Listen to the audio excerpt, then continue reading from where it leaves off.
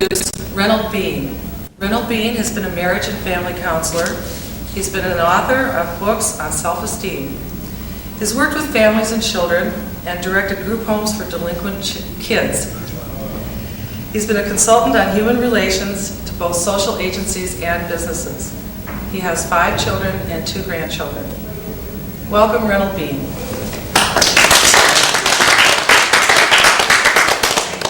Good afternoon. Well, what I'm going to be talking about is how to make people feel good, because that's what our relationships are all about. The main virtue of relationships, it seems for us human beings, is to be able to associate with others who make us feel good. We tend to be drawn to people who make us feel good, and given certain limitations, we tend to avoid people who make us feel badly. Now, it's clear from all of our lives and from the lives of people whom you've known that some people seem to be drawn to people who make them feel bad. And we'll talk a little about that situation too this afternoon. Many years ago, when I started to study about the issue of self-esteem, try to understand it, we found that there wasn't a lot of research about self-esteem. It was one of those things which everybody took for granted. In other words, everybody presumed, if you ask people on a test, is your self-esteem high, low, or medium? 90% of the population plus will say that it's medium. Not too high, not too low, you see. In other words, where do you stand on a scale of 0 to 10? Ooh, about 7 or 8. You know, everybody puts themselves around 7 or 8. And that's not because everybody feels real good about themselves. It's they just don't want to seem stupid. And that's why we kind of grade ourselves higher in many instances. And it also is why we grade ourselves lower. So when it comes to our own self-esteem, if our self-esteem is really very high, well, we tend to say, well, our self-esteem is okay. And if our self-esteem is really very low, we tend to say, my self-esteem is really okay. So, but now we're going to, this afternoon, maybe we'll understand something more about what self-esteem actually is, and how it goes about, the self-esteem itself, goes about either promoting good relationships between people or undermining those relationships. Now, first of all, we have to understand what self-esteem is. And the simplest way to understand it is this: that you have self-esteem, high self-esteem, when you feel good most of the time. And when you feel badly, you find that you're able to get back to feeling good very quickly. That's usually the sign that you have good self-esteem. Conversely, if you feel badly a lot of the time, and then sometimes, despite your best efforts, wind up feeling good anyway, it turns out that people with low self-esteem usually don't wind up feeling good for very long before going back to the kind of chronic state of not feeling good. Now, when I say not feeling good, I don't mean only that a person feels depressed. That's only one bad feeling. A person could be angry a lot. That's not a real good feeling either. A person can feel lonely a lot. That's not a good feeling either. A person can feel confused a lot. That's not a good feeling either. So when I say that people feel badly, chronically, who have low self-esteem, I'm not only saying that they're only depressed, because there are other bad feelings we can have, and some people have them all the time, or a good lot of the time. Now, in order to understand how to go about making other people feel good, it seems to me simply we have to understand what feeling good means. What does it mean to feel good? Now, it seems like a kind of dumb question to pose, isn't it? What does it mean to feel good? Feeling good is, ta-da, you know. Feeling bad is whatever. Do we know when we feel good? I think most people do. Most people. They may not report it. In other words, you might ask somebody, how do you feel? And they say, fine. And they may look awful, you know, but they may say, fine. Well, people don't necessarily have to tell the truth for the truth to show, do we? Especially for people we're close to, isn't that the case? That we oftentimes know more about how someone we're close to feels than that person can report to us. It happens all the time, doesn't it? You're at home. Now, this is for husbands or wives, male or female. You're at home and your, what do they say these days, significant other? Yes, thank you very much. Your significant other comes through the door. You're in one room of the house. The SO, significant other. Yeah, the significant other, the SO comes through some other room in the house. You hear the door slam, and there's something in the slam unconsciously that tells you something is different, because over the time you've been together, the slamming of the door when the SO comes home has always sounded a certain way. Slight little variation. Something in your feelings goes, what's the matter? Happens there, right? So you say, hi, and the SO goes, hi. And you go, uh-oh. Say, how are you, dear? Fine. Ah, confirmed. How's that all? Door slams. Hello. Fine. It, and you know, in every fiber of your being, something is wrong. How did you tell that? I mean, how did you know? Now, most of us in this room, and 90% of the population outside of this room, would probably know. I have no doubt about it. Most people are a heck of a lot more sensitive even than they think they are. Because if we weren't, we'd be in big trouble. If you had to explain everything about yourself to me without me being able to sense anything about you, our relationship would take a long time to develop. So the way relationships develop very quickly is that all of us are highly sensitive to what goes on in another human being. And the way we are sensitive is because we're human too. We have all, I don't know what it is. Maybe it's biological. Maybe it's chemical. Maybe it's electrical. I don't know. But this I do know is that most human beings are highly sensitive to other human beings, but they may not know it. And thus they may not be able to use the information that they actually get out of their own sensitivity. But let's go back to the situation. That's an arguable point. I already see some of you thinking about some of the most insensitive boobs you know in your whole life and saying, that guy's not sensitive at all. You know, I know somebody who really is not sensitive. Anyway, we'll come back to that point. But the point of it is, here it happens. The door slam, fine. Hello. And you start feeling uncomfortable. So you come in and you say to your SO, something the matter? The SO says, no. Further confirmation, something's really the matter. Anything happen at work today? Could you leave me alone for a little while? Whoa. Whoa. That's a biggie. Pleasant SO is usually very pleasant, very forthcoming, very sweet, very gentle, very kind, very nice. Will you please leave me alone for a little while? Just got in the house. Start feeling really uncomfortable. But something in you wants to leave the SO alone. Not the SOB, the SO. And something in you doesn't want to leave the SO alone. Something wants to stay there and find out what it is. Now that thing in you that wants to stay there is not necessarily compassion. You're the one who's feeling bad at this point, right? So it's not compassion, I'm going to make you feel better. No, I want to stick around here so I can feel better. I want to get to the bottom of this. Because by this time you're tripping. Did I do something? It's going on inside? Something happened at work? Somebody say something? What went on? Usually the SO is forthcoming and how are you? Let me tell you what happened today and so forth and so on.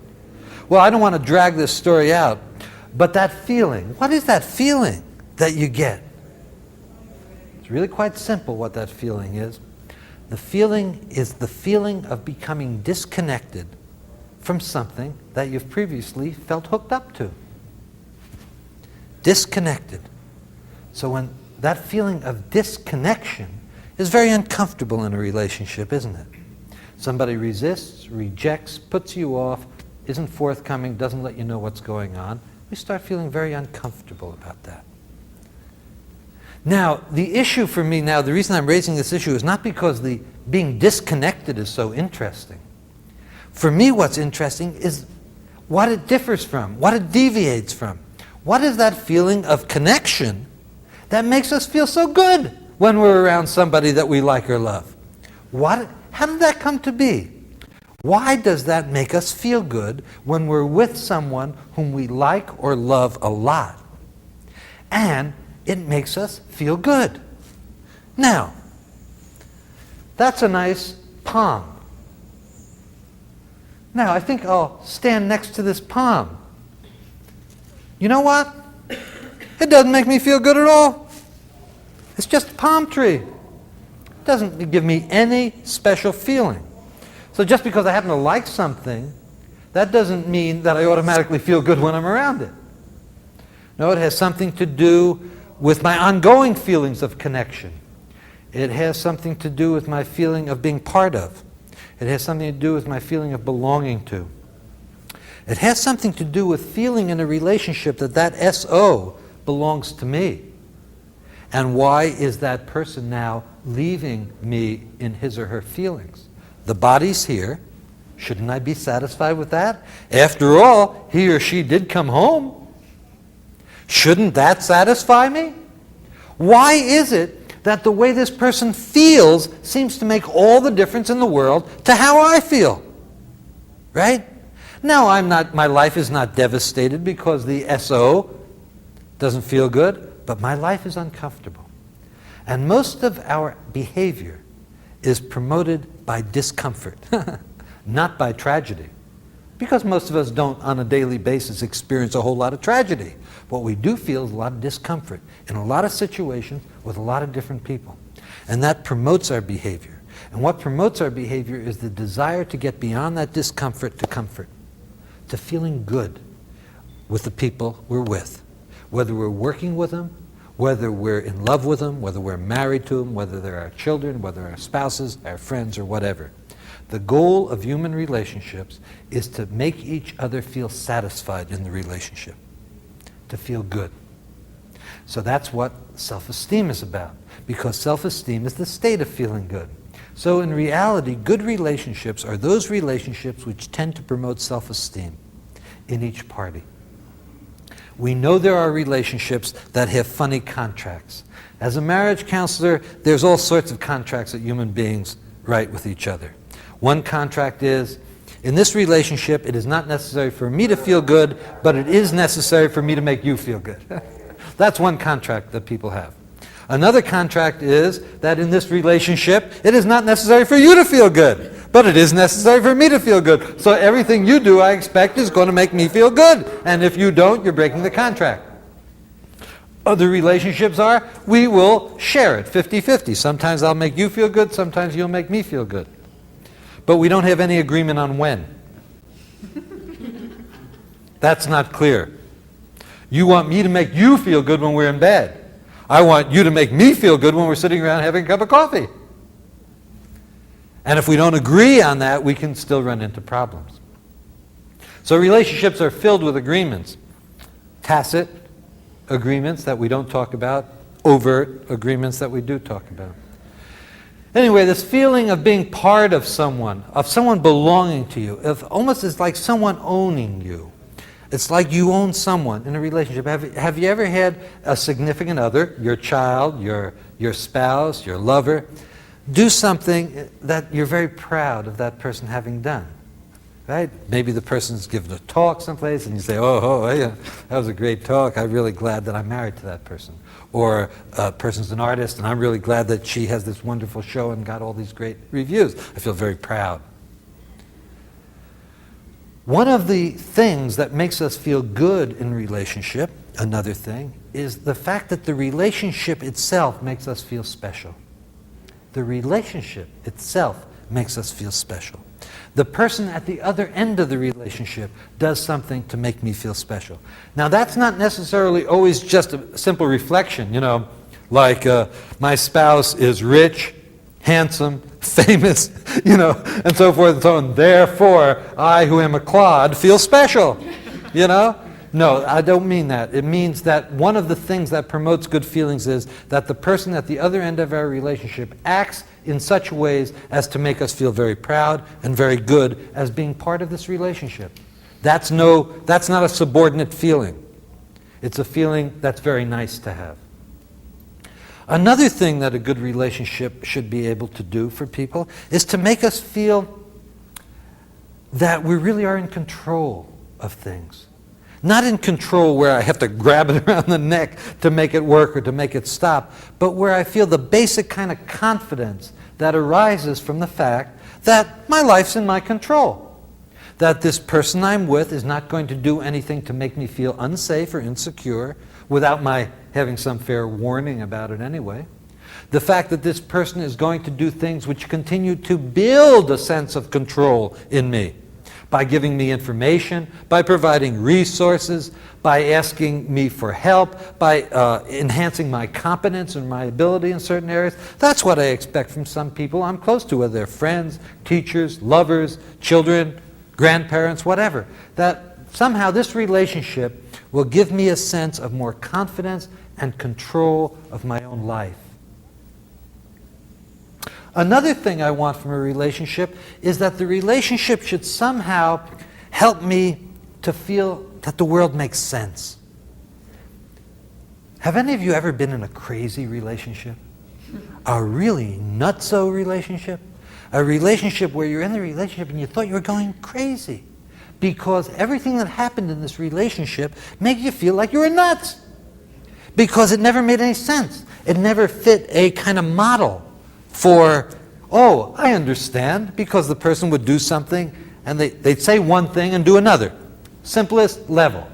Person says one thing and does another. Simple metaphor for this, I love you, slam. Okay, I heard I love you, I felt the Now, the two don't compute. They don't seem to go together, right? Simplest little thing. That's where you drive little kids crazy. Childhood schizophrenia comes from a kid hearing one thing and feeling another thing. That's it. You can drive any human being in the world nuts. But a good relationship will be one in which there's a kind of consistency, a kind of sensibleness. Person says, I love you, and they follow it up with, how may I help you? That seems to be a loving kind of act.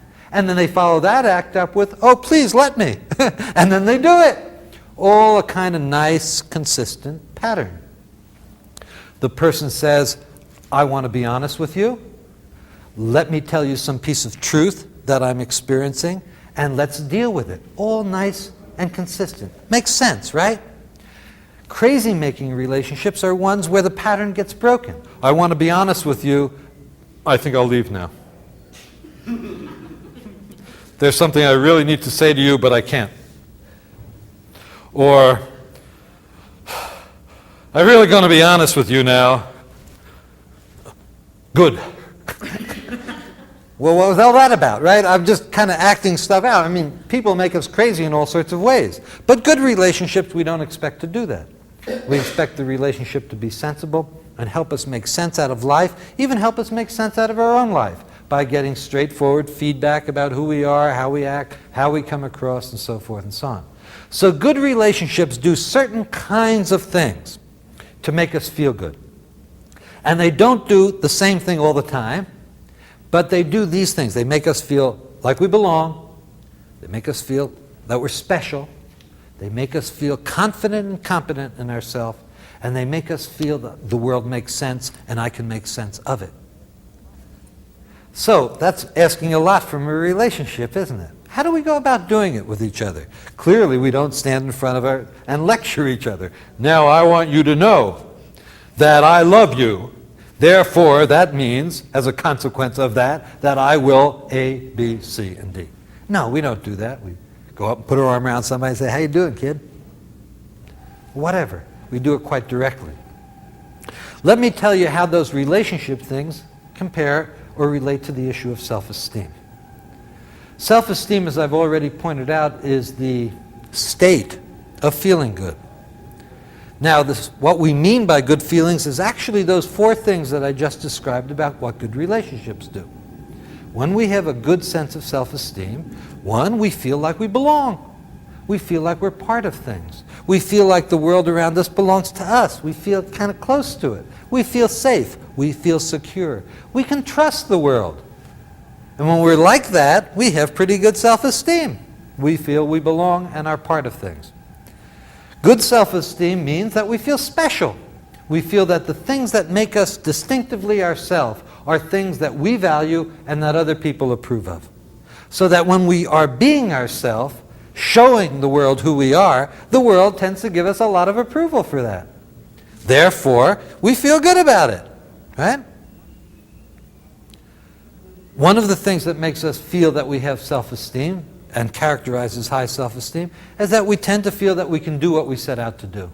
We can control our life, we can make choices, follow those choices through to successful conclusions. And as we observe ourselves doing that, we automatically wind up feeling better about ourselves all the time. That's what we call a sense of power, that we feel we're in control of our life, that we can influence the circumstances that are designed to influence us.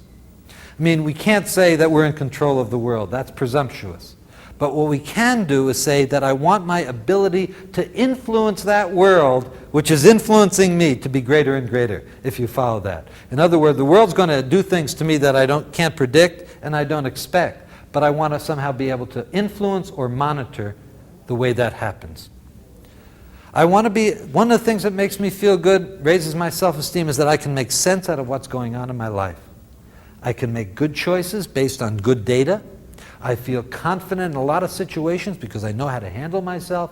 I know how to deal with what's going on. Nothing is foreign to me. It's not outside of my ken. I'm not like in a foreign land on Mars. I feel comfortable and it feels familiar. I know how to deal with it and I can understand it. All of those things have to do with maintaining and building self-esteem in each one of us. And relationships good relationships are those things which simply enhance those feelings in us. That's what a relationship is about. How do we go about it? If I say I love you, if I say I even like you, anything more than toleration, if it's anything higher than tolerance, I can tolerate you, anything more than that, then there is some kind of implicit obligation that I've taken on to try and help you feel good. I can't make you feel good unless I know you very, very well, and then I can trick you into feeling good just like that. But most of the time I can't keep you feeling good because no human being has that much control over any other human being. We know this from the most depressing situation to the most positive ones. We know that even people who have been, prisoners of war, POWs, and the kind of brainwashing that they were put through in Korea and Vietnam, this much we do know. Some succumbed, some didn't. There's a variation. That variation itself is our saving grace. It means that human beings are not only one thing.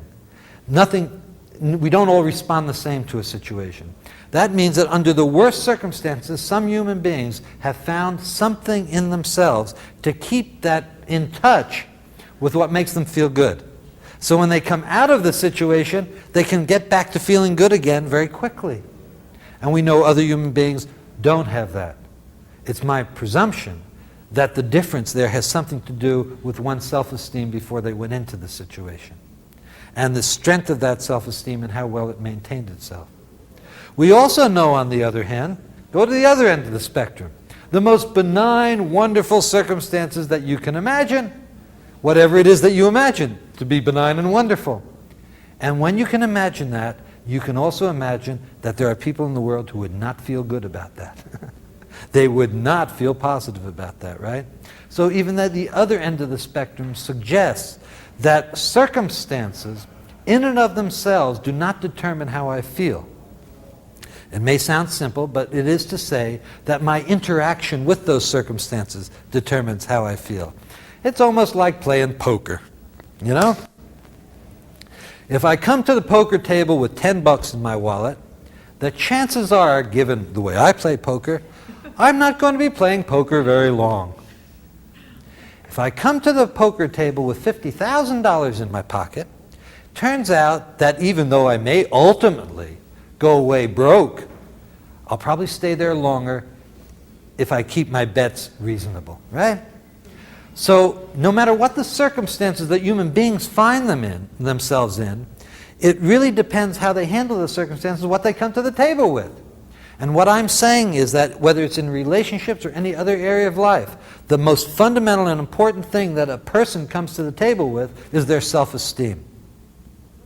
So even in relationships, a person with very low self-esteem comes to a relationship, and that ipso facto makes the relationship difficult.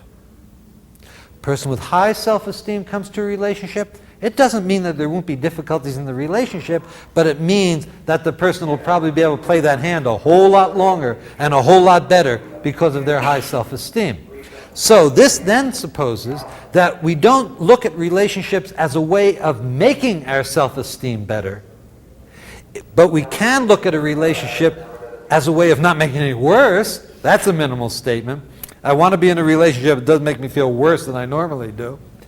But it also means that if I come to that relationship with low self-esteem, then I'm going to be more of a taker in that relationship. I'm going to need more stuff going on there to make me feel good. Excuse me. And if I bring high self-esteem to that relationship, then I can bring a lot of good feeling to the relationship, as well as be able to take a lot of good feeling from the relationship because of where we start. So I want to say that because a lot of times we look at relationships, especially if I'm saying that a relationship is supposed to make us feel good, that's it. I can feel really rotten, and therefore if I just find that person who has such wonderful self-esteem, compassion, heart, whatever it takes, the one, that person, will make me feel good no matter what a boob I've been before. In fact, that's not true. Because that person may work all their wiles on us and make us feel good a lot. But our own self-esteem is something that belongs to us. Could we cut it? I'm running out. Excuse me. I don't want to keep coughing on camera. I just need a little drink. That'll do it. Okay. Okay. That's awful, especially when you're on camera. When you're not on camera, you can wing it, but okay. You rolling again? Okay. Okay, so what can we expect from our significant other in a relationship that'll make us feel good? First of all, we can expect that significant other to do things for us, to us, with us, and about us that make us feel connected to the other person. It is not possible to feel close to someone unless we trust someone, right? It is very hard to feel really consistently close to someone we don't trust. So the issue of trust is very fundamental in a relationship. It's not only the only fundamental thing, it's not the most important fundamental thing on a lot of occasions, but let's accept the fact that it is very fundamental. So the issue is, how do people go about trusting each other? The reality of this is quite simple. That trust is built when people make promises to each other which they keep. And if people make promises to each other which they don't keep, trust diminishes, right? There's nothing real. You know, a lot of times we use the word trust as being some wonderful, magical, mysterious kind of quality that exists between people. Actually, it's quite ordinary. If I say to you that I will be home by 7 o'clock and I will remember to bring a half a gallon of milk, and I come home at 8 without the milk, guess what happens to trust? Chink. If I do it 4 days running, guess what happens to trust? Clump. If I say to you, I promise that I'll always be good to you, and one day you say, can I borrow $1? And I say, sorry, I don't lend money to people. Trust. Hit. Every day in every relationship, we have almost an infinite variety of opportunities to either build or undermine trust. In most relationships, we do some of one and some of the other, and they kind of keeps the level of trust at some kind of normative level. In other words, most of us in good relationship tend to keep more of our promises than we break. It's not possible to keep every promise we make because the world presents us with circumstances that we couldn't foretell. In other words, I will be home at 7, but it turns out that some boobs had an accident on the freeway, and there I was stuck in traffic, so I have no control over that. But nevertheless, in a relationship, in order to build trust, we have to be able to make more promises that we can keep than that we break. Which then presupposes another issue about relationships, and that is relationships require us to make promises to each other. Now, wouldn't it be wonderful, we sometimes think, if I was in a relationship in which I never had to promise anything? Because if I never had to promise anything, then I wouldn't have the obligation to fulfill the promise, and I wouldn't be responsible. Isn't that wonderful? Oh, nirvana, nobody wants anything from me. I don't have to promise anything. Never responsible. Always fulfill my obligations because I don't have any. A lot of times we feel that would really be a special relationship. And there are people in the world who look for that one. They know. I've met some of them in my practice, and they've been married to people who really don't like that quality in the person. Funny thing, Anyway, since we need to make promises to each other, then we have to be fairly judicious about what promises we make, because we have to be able to fulfill the promises we make. And if we don't, so therefore we need to know something about what promises the other person wants us to make to them. Now, all of us, using the poker metaphor, some of us like to play poker with open hands. Some of us like to play poker with closed hands. I don't know if anybody's ever done a psychological study on who likes what, but nevertheless, there it is. And a lot of times, even when we play poker with open hands, we still keep a couple cards face down, don't we? Just so the people we're playing with don't know everything about us, and we can always turn up a few tricks at the end that nobody anticipated. Well, in making promises and finding out what it is that the other person wishes us to promise them, then we have to have a fair degree of open communication. And so, sooner or later in relationships, we have to use the word communication. But the reason for communication in a relationship is to produce satisfaction that results from the other knowing enough about us so they know what promises to make to us. Maybe it's not really important to you that I come home precisely the time that I promised. So maybe my obsessiveness with coming home on time makes absolutely no difference to you. Maybe you grew up in a family, as an example, in which time was kind of loose. And I grew up in a family in which time was very tight. So for me, keeping promises about time and you keeping promises about time is very important. But for you, it's not important. So you can show up someplace 10 or 15 minutes late and feel you're just on time. I show up to someplace 1 minute late and I apologize for being late. You come to a meeting with me 10 minutes late and say, "Hello, dear, how are you? Give me a kiss." And I say, "Why are you late?" Your feelings are hurt. I don't understand why your feelings are hurt, because clearly you were in the wrong. You were late. Right? See how that goes? You're all laughing because I know you've all experienced things like that in your relationships. So promises and trust, it's really easy to use those words. Make promises you can keep, build trust, and so forth and so on. But our capacity to make significant promises is based on what the other person's needs are, not what we think it is they need. And when we don't know what it is they need, the promises we make are like shooting in the dark. Just shooting in the dark. I think I'll promise you to come home on time. Yeah, that's good. My mother liked that. You must like it too. Turns out you don't care. But you do care about the promise about not using my hairbrush. Now in my family, everybody used everybody's hairbrush. There was no such thing as bugs in the hairbrush. Nobody cared about that. But in your family, using someone else's hairbrush was a focus of disgust and disdain. People do not use other people's hairbrushes. That's the way it is. So you're seeking a promise that I will never use your hairbrush. I'm seeking the promise from you that you'll always be exactly on time. And we have a very difficult time satisfying each other on those scores. And that's the way relationships are. And unless we can find a way to talk about it, we are in big trouble.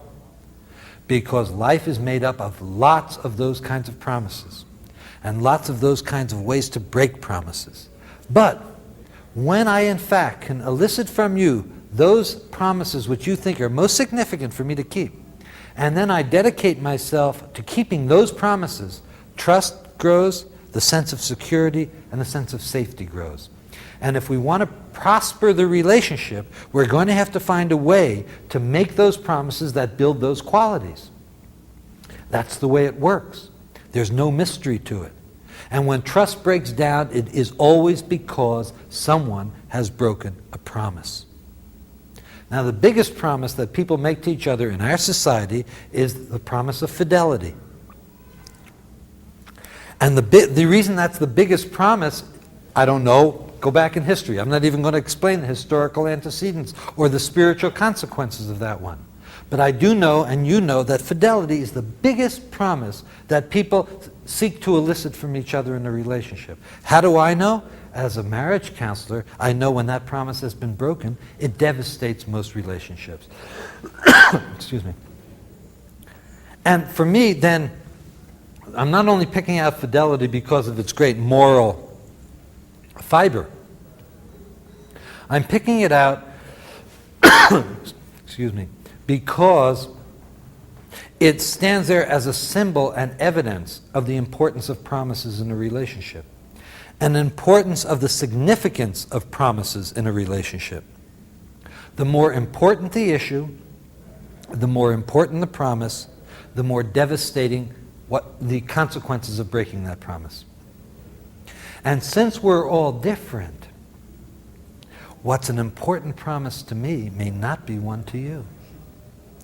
And thus, if it's not important to you, your consistency and diligence in keeping it will be less than I require. And that will make our relationship difficult. One of the things that hopefully could save this situation is that we both have the same problem. We both have the same problem. We both have the problem of keeping promises which we deem to be unimportant ones versus breaking ones which the other deems to be important. We both have the same problem. Recognizing the complementarity and the similarity of our problem can actually help our relationship, because hopefully what it will do is make us less judgmental of our significant other when they happen to break a promise that we think is very important. Let me move on to another feeling. This feeling of being special, this feeling of being different, this feeling of being unique, this feeling of being special because of my relationship to you. Because of you, because of who you are, what you do, or how you do it, I wind up feeling special. I wind up feeling special also because of who you are and what you do to me, and how you recognize in me and acknowledge in me what is special and unique and different, right?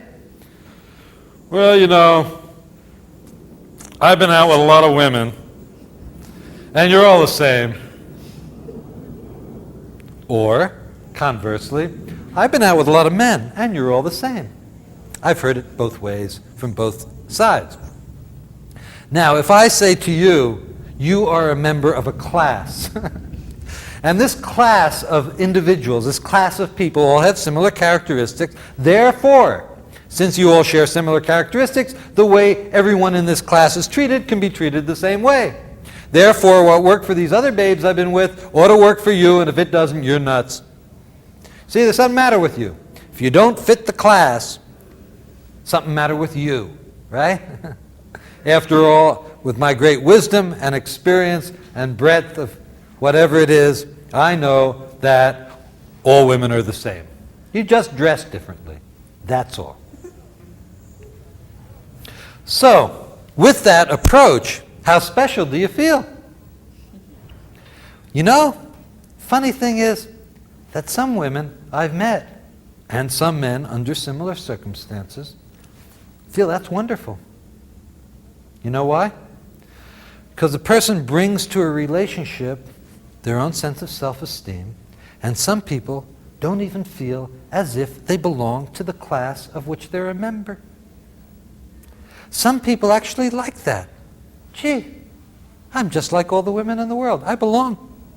I'm just like all the men in the world. I belong. Do you know that some people actually prosper from that? It may sound crazy to you, but some people prosper from being a member of a class. That's because they bring low self-esteem to the relationship. If their self-esteem is adequate when they come to the relationship, they'll of course resist, reject, get upset, and get very angry as being made a member of a class, when in fact they have quite unique characteristics. How do we go about enhancing this sense in the other of being special? Well, first of all, we have to understand what it is that the other thinks is special about them. If I think that in fact what makes you special is the fact that you wear a gold band on your wrist, and you just happen to think, well, that's just something you wound up putting on this morning, not real important to you at all.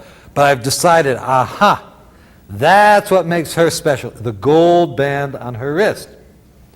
So what do? Whenever I want to make her feel good, I buy her another one of them.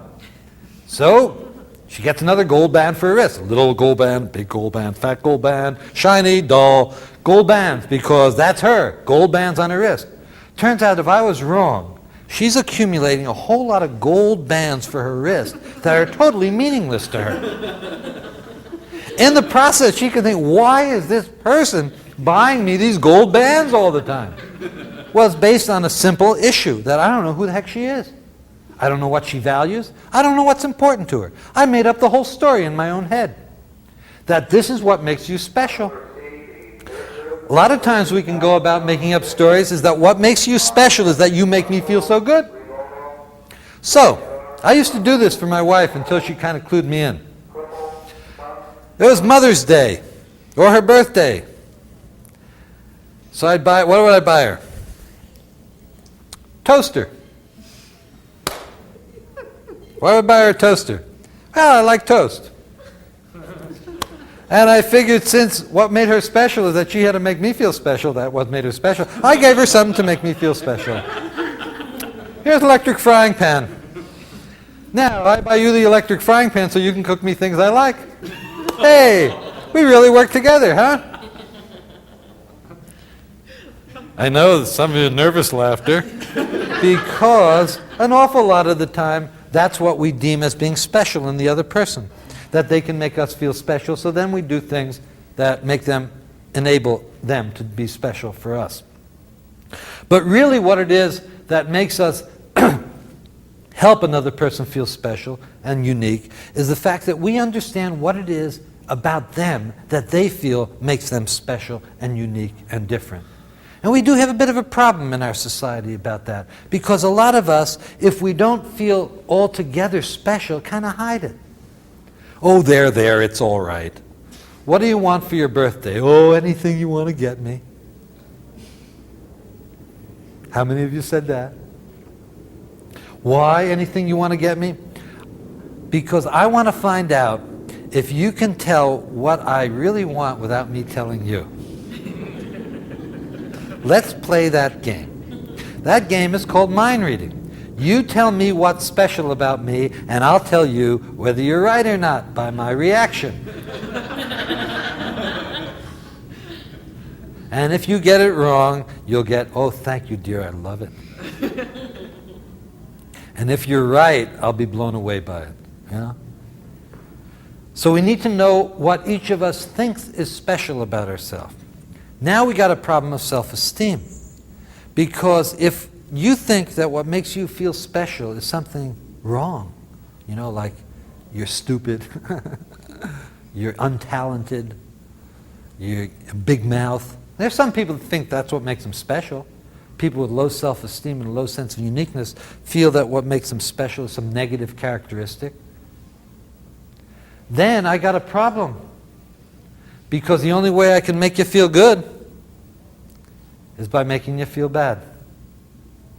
And that gets into the very meat of relationships that oftentimes don't make any sense to us.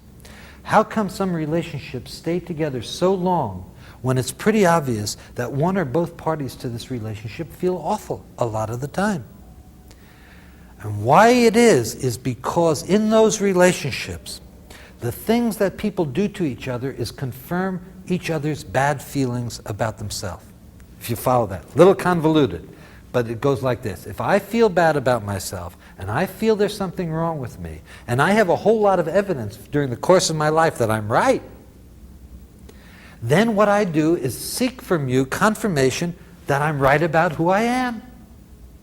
Then when you treat me in a way that confirms these bad feelings I have about myself, something very deep in my self-concept is satisfied.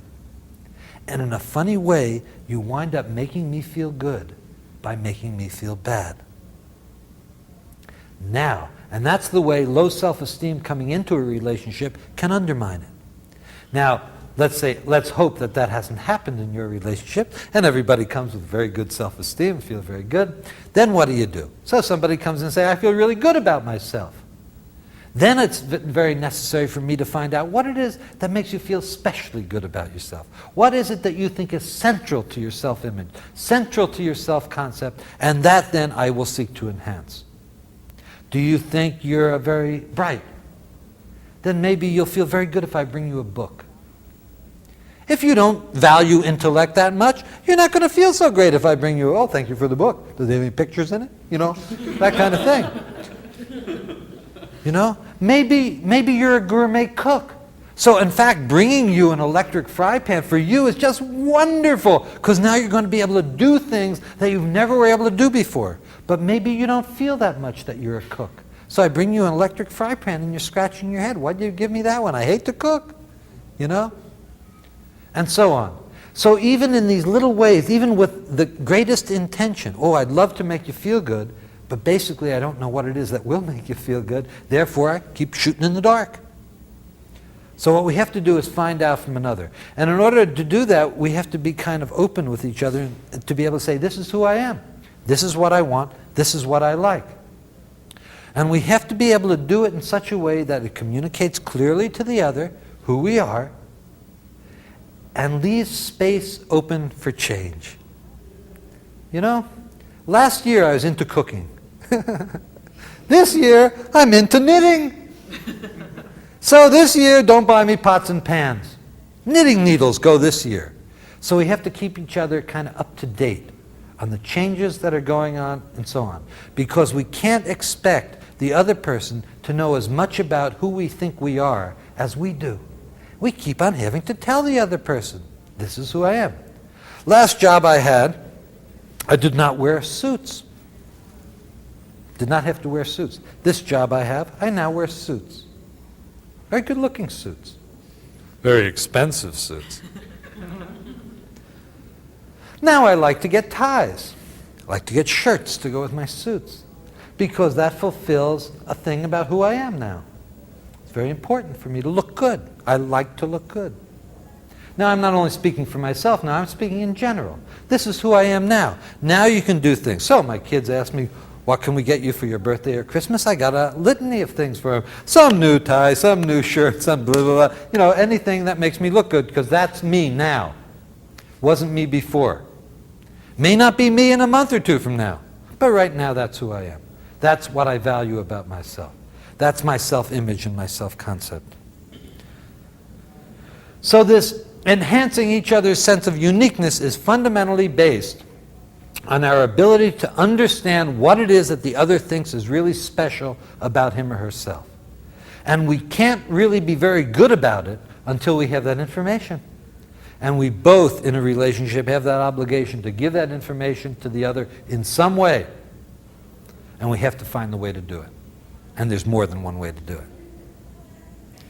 Another thing we want to do that builds self-esteem and relationships is make each other feel more confident and more in control of the life, of one's life. How do we do that?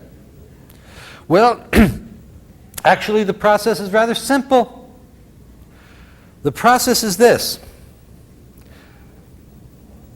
In a relationship, one of the greatest dangers of a close relationship is this. The greatest danger of a close relationship is I will take responsibility for something about your life which it is much more important for you to take responsibility about. I will do something for you that you are absolutely capable of doing for yourself and would profit from having done. And really, then this becomes rather sticky in a relationship. Because what it winds up doing is saying, oh, I need to help you. Let me help you.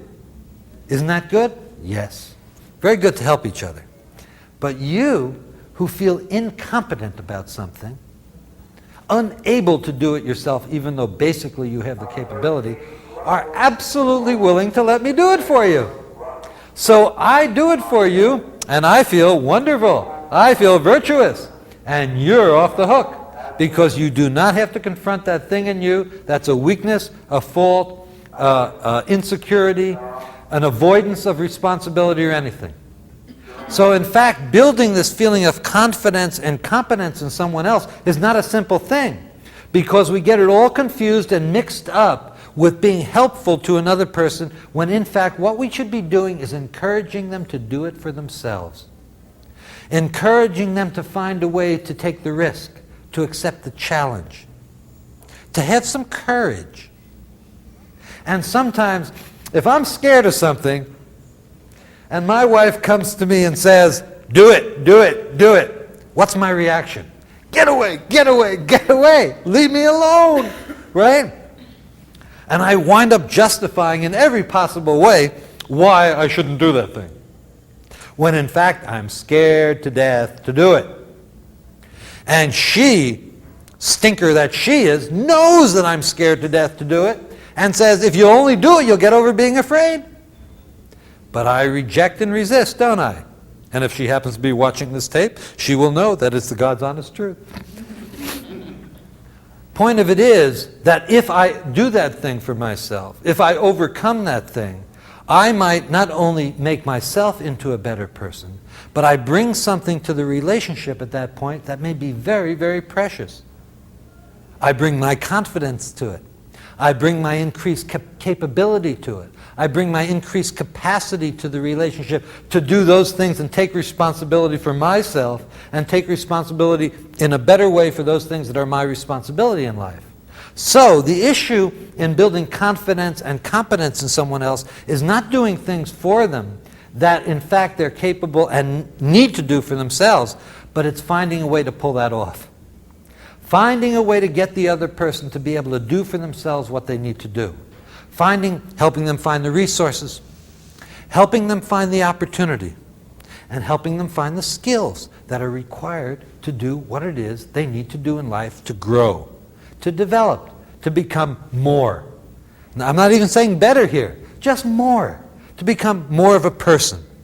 More of a person for me means that I'm able to do more, I'm able to accept more challenge, I'm able to take more risks, I'm able to persevere more, I'm able to persist in the right ways to a greater degree, and I'm, quote, more. And to be able to help each other to be more means one thing. If I'm an irresponsible boob, far be it from me to know how to teach you to be responsible. I can tell you, be responsible, but if I don't know how to do it, how am I going to help you do it? So if I bring to this relationship a low sense of self-esteem in the area of my sense of power, where I'm irresponsible, I'm indecisive, I don't like to make decisions, I want to avoid risk and challenge, it's going to be very hard for me to help you do that. But if I bring to the relationship a high sense of power, a capacity to really be in charge of my own life and know how to do it, really take responsibility for myself and know the processes by which that's done, know how to make decisions, know how to take responsibility and so forth, then I can help my significant other do it. But without that capability in myself, dead in the water. And there we are, both flailing around, looking for who to blame, looking for how to fob it off on the other one. If only you, no, if only you. But if only you would, then I wouldn't. But if only you wouldn't, then I would. And on and on and on and on. So the building of the sense of power is based on the capacity to take responsibility, know how to make decisions, so forth, and be willing to help the other do those things in the relationship and for him or herself that enable them to grow in their own capability and competence and so on. Now, all the way back to the beginning of this argument, when do we help each other? Simple rule of thumb is when the other asks for it. It's the safest way, when the other asks for it. What if the other doesn't ask? Encourage them to ask. What if they still don't ask? Demand that they ask. What if they still don't ask? Divorce them! No, That's the issue, though. If the other one will not ask for the help, does not seek it from you and so forth, it means one of two things. Either they don't know how to ask or they don't need it.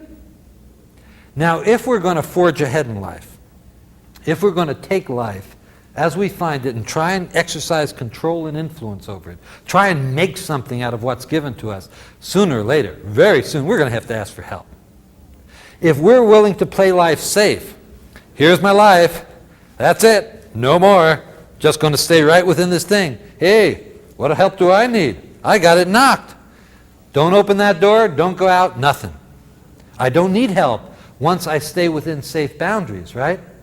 But once I begin to say, I want to do more with my life, I want to have more with my life, I want to be in more control, I want to have more influence, I want to be more capable, I want to be more competent, then sooner or later we're going to have to ask for help because ain't nobody can do it all by themselves. And so when we have two people in a relationship who approach life that way, let's see what we can do with this bugger. Let's take this thing. Hey, life is the pits, but let's see if we can make it a little less pitsy. Let's do something with it. Then those people have to help each other. But the way they give each other help is based on the fact that a responsible, mature person with confidence asks for the help and says, this is what I need. And then hopefully the significant other will be there to give it. Let me talk about the last feeling that I mentioned earlier on. And that is the feeling in the relationship that we want to help us make sense out of the relationship. To help us, make sense out of life. We've all had relationships which, of course, have made life seem senseless. This is stupid. What am I doing here? This person is driving me absolutely out of my mind. I forget what reality is. We've seen or experienced relationships like that. And then, hopefully, we've also had relationships in which we can say, all of life makes more sense as a result of being in this relationship. It touches my feelings, the relationship. It helps me understand things. It helps me understand my place in life. It helps me understand my relationship to the world around me. Somehow it does it. Magically, mysterious. I don't even care how it happens. All I know is that it happens, right? Life makes sense when we feel very, very good about a relationship. Somehow, just automatic. Life seems to have purpose to it. We're able to establish goals and so on. Now, how do we do that for each other in a relationship? It's wonderful. I mean, the first time you meet somebody, something goes boing, and all of a sudden everything falls into place. Your life is in a wonderment and everything's wonderful, and you go on and everything, you get married, and then somehow the engine starts slowing down. And everything that seemed to make sense one time doesn't seem to make quite as much sense. Because there were a few things we didn't take into consideration back then that are now kind of coming up for consideration, like hairbrushes and toothbrushes and what kind of toothpaste you use and whether you like the window open or shut and so forth and so on. Various important things like that. So relationships go on, and as more comes into the relationship, we sometimes lose our anchors, our frame of reference, our sense of the thing. Well, one way we go about helping each other make sense out of life is simply that. Helping each other make sense out of life. Now, you don't have to be the smartest person in the world to help somebody else make sense out of life, right? First thing you need is the capacity for listening. Not even saying a word. I've become a very brilliant person from time to time by simply sitting there and keeping my mouth shut. Other person goes on and on, talking, and they finally reach a conclusion. And I'm sitting there nodding my head, yeah. Hey, listen, I've been a counselor for a lot of years. I know how to do that real good. Uh-huh, no, yes, no, yes. And then at the end of the session, the person goes, that's it, I got it. And they get up and say, thank you, sir. Oh, you've saved my life. And they go, well, nothing. It's all right. See you next week. Because the capability of listening to another person and helping them sort out the stuff that's going on inside their own mind, brain and feelings is oftentimes the most significant thing we can do for another person. So helping somebody make sense out of stuff is not, again, it's not a big mystery. We don't have to be wise. We don't have to be erudite. We don't have to have PhDs. We don't have to be brilliant. We have to have a desire to help the other person make sense out of the things they're not making sense out of. We have to have a willingness to listen. We have to have the smarts to know when to keep our mouth shut, which is, I call that smarts. Not even intelligence, just kind of street smarts. Hey, keep your mouth shut now. That's good. Got it, right, I know. That's one of the ways we help somebody else make sense out of life. Another way we help a significant other make sense out of life is by making sense out of our own life and acting in our own life with a kind of consistency and a kind of stability. But when I say consistency and stability, I don't mean being in a rut. I mean knowing the principles by which our life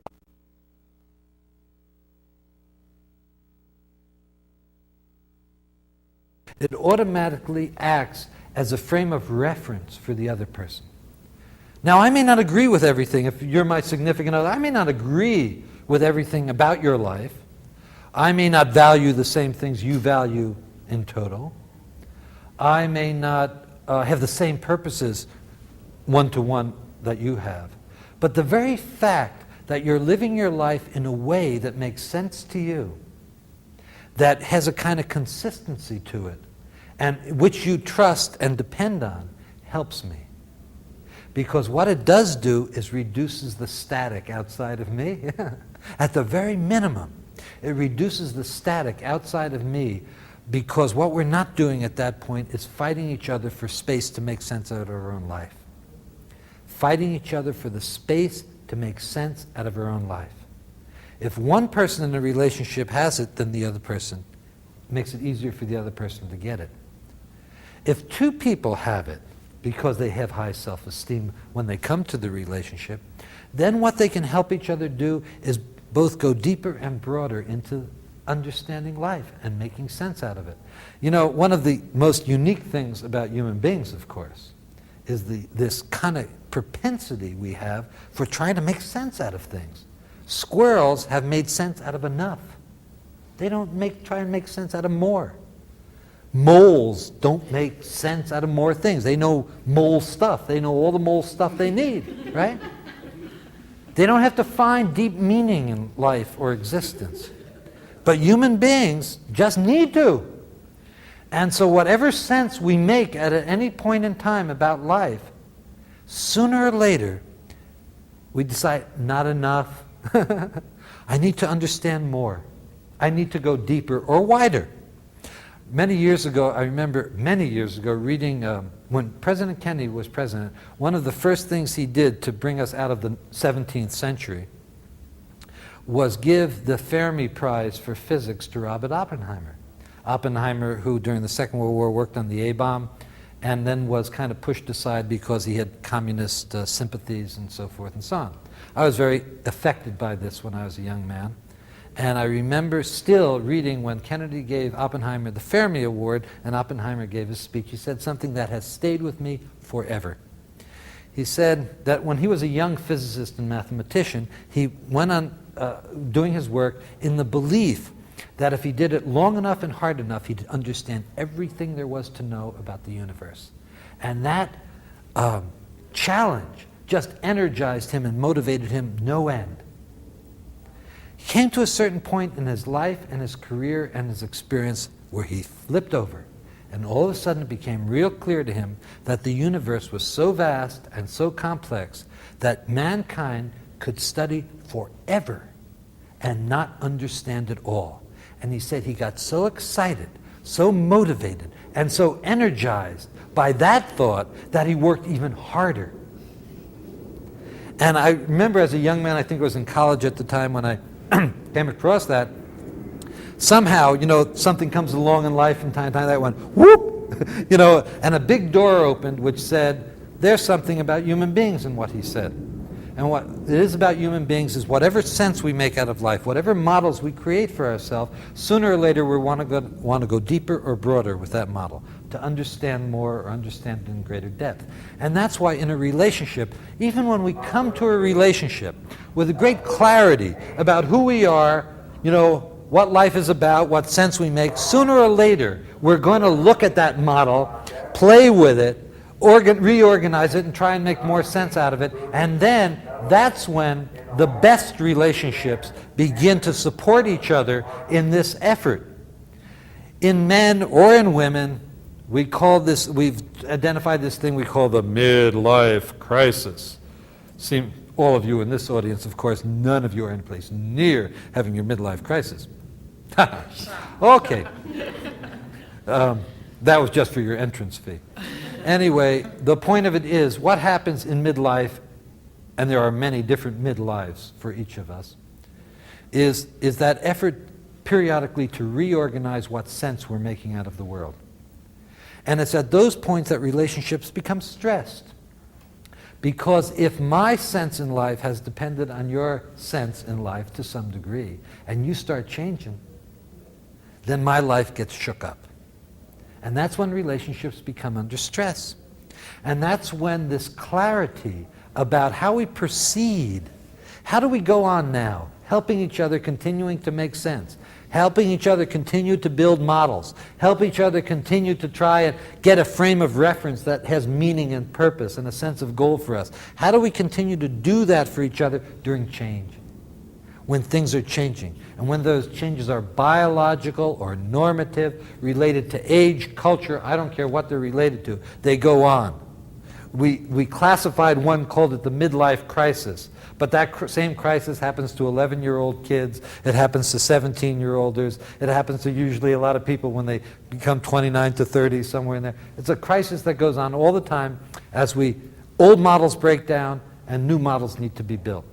And that's when our capacity to help each other be model builders, to make sense out of life, becomes very critical in a relationship. So anyway, in summary, the issues that have to do with building relationships are absolutely the same issues that have to do with building self-esteem.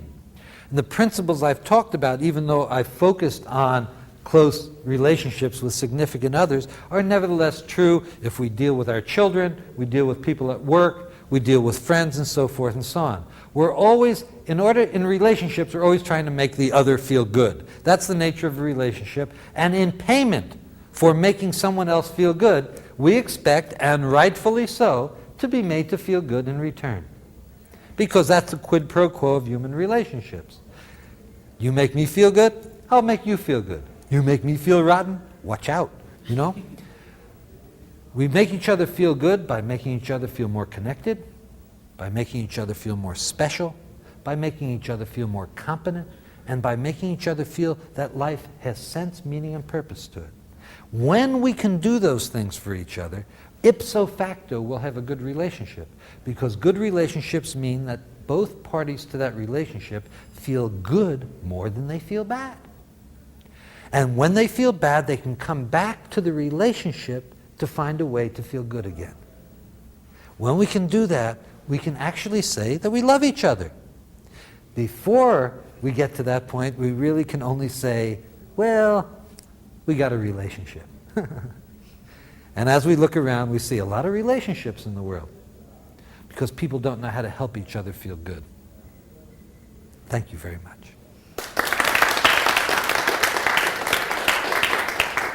Good. My wife would sure like that. She'd probably why don't you say that at home? I'll send her a ticket. Not today, anyway. We had a fight last night. Okay, well, thank you. That was your attentiveness helps. No kidding.